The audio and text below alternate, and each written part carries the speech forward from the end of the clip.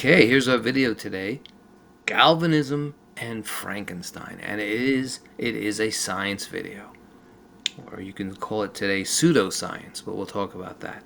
Galvanism, in simple terms, it was using electricity to animate dead muscles. That's one aspect of it. And back then, in the late 18th century, early 19th century, it definitely took people by storm. Excuse the pun there, storm with the lightning. It fascinated people, and it definitely influenced Mary Shelley, who wrote Frankenstein. And we'll talk about how she wrote Frankenstein. We'll talk about her in this video. But we have to first talk about Luigi Galvani. So let's write his leg. Write his name, not his leg. But he experimented with frog legs, which you may have done in science class. I'm sure you dissected frogs. So let's write his name down. Luigi Galvani, which we get galvanism. We get galvanism from his name. Right, and we'll also talk about his nephew also, because his nephew took it a little further. So Luigi Galvani.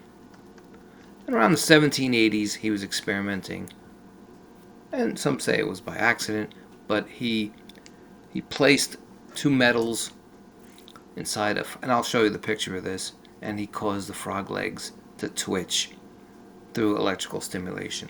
His nephew, Giovanni Aldini, let's write his name down. Giovanni Aldini. He took it to the theater. He took it a step further, make some money off this. In his demonstrations, he used many different types of animals, and he also used human cadavers. And you can see how Mary Shelley would have been influenced by Aldini's theatrical, magical shows. And so one of his most famous experiments took place in 1803. 1803, long time ago, right? And there was a man named George Foster. He was the cadaver. And George Foster was a man who had been executed before. He was executed for murdering his wife and child, so that's a story in itself. And what they did is, Aldini did what his uncle did. He connected him and with two pieces of metal, and he created electrical stimulation, and he was able to have Foster's face, his eye, one eye opened. He was able to raise his right hand. He was convulsing, if that's even a word, right? His arms were flaring up. His legs and thighs were in motion. And of course, it looked like he was being reanimated. And it looked like this dead man was being alive. But we know galvanism can only make the muscles twitch. It doesn't work, and we'll talk about why it doesn't work in this video. And so as Mary Shelley, and we'll talk about how she came up with Frankenstein, these animations, these demonstrations would definitely influence her. Now, galvanism itself, even though it doesn't work, there have been early medical applications of it. For example, for pain relief, they tried to use it for pain relief and treating paralysis, not training it. And they even tried to cure deafness with it. So these early applications, even though they were dubious and incomplete, they didn't really understand all of its way. It did pave the way for electrotherapy. And it also influenced a man named Volta, who invented the battery. So there's some, with any kind of science, anything that may not work, there's also other applications where people can think of how to make it better, or what other means can they do with this. So before we talk about why galvanism can't reanimate or bring people back alive, even though in a sense it could with defibrillators, you might know about defibrillators, but it's not called galvanism, it's called defibrillation, and it's, of course, is a key component of treating cardiac arrest. But when we're talking in medical content, in the context of bringing someone back to life, so to speak, we're referring to time frame of minutes, not hours or days or weeks. So let's look at Luigi Galvani's experiment for a minute. So here he has two metals, and you can see he has a zinc metal He also used iron. And actually, what he used is brass. So let's write that down. So he would have had, this is the frog leg, obviously, and he would have had one piece of the metal, like a brass hook. Should change the color of that, make it darker. So he would have a brass hook, and brass is an alloy, so it's made of zinc. So you get the zinc from, and copper. And he could have used copper over here. Also, there's reports he used iron. So two metals connected to the frog's body, one going into the spinal cord and one into the other part of the leg. And just by the fluid inside, of course, this wouldn't happen if for a frog's leg that has been completely dried, but the fluid inside, the salt water inside, and people have done this in science class, I'm sure maybe you have, is creating a battery with salt water and two different metals. So when these two metals connect, of course, there is a movement of electrons. And in this case with the zinc would be more susceptible to take in electrons. I'll put in that negative symbol there. So the iron would be more likely to lose electrons in that. And of course, this movement of electricity, this electrical field, would make this, you can see the frog legs twitching. Right? It's just the muscles twitching. It's not anything coming back to life.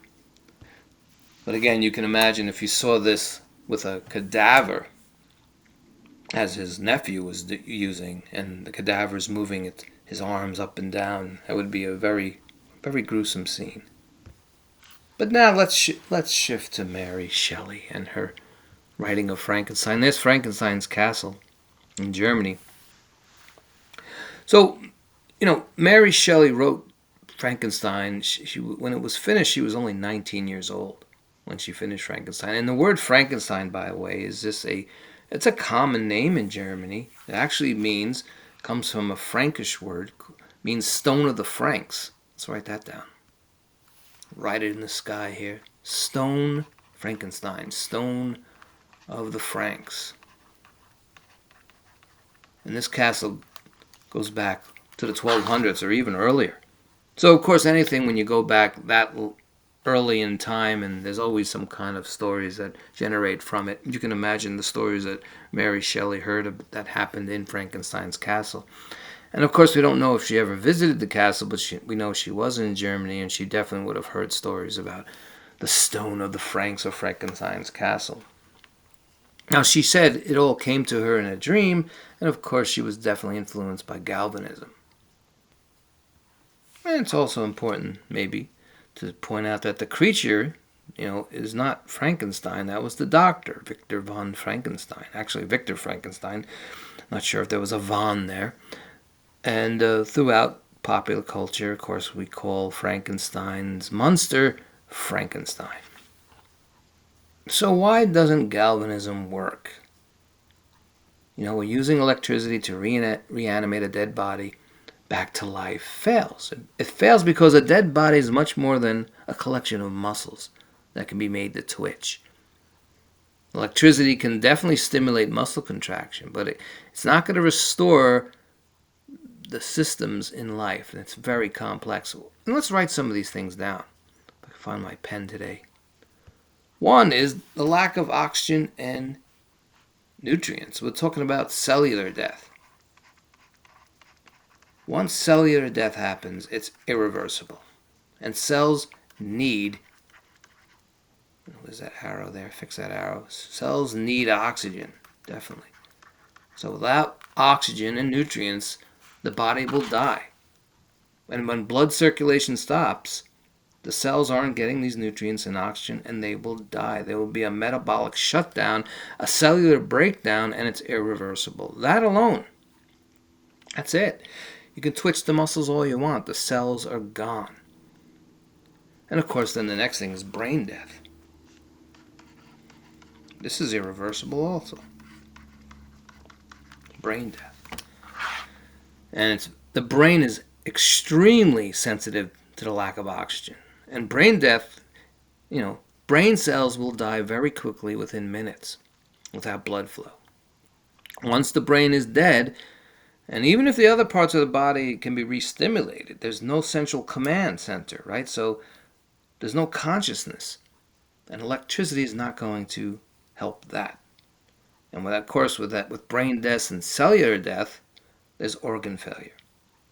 So electricity has a limited role, right? It gives muscle stimulation, can help with life support within seconds or minutes. It could, excite tissues like the nerves. That's how Aldini, remember his nephew, he was able to make the limbs twitch and the eyes open of Foster.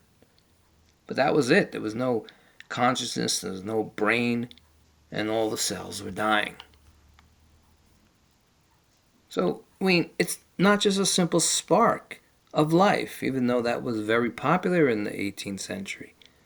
Mary Shelley was writing her book. We know that the body is very complex, and it's not just a simple spark of life.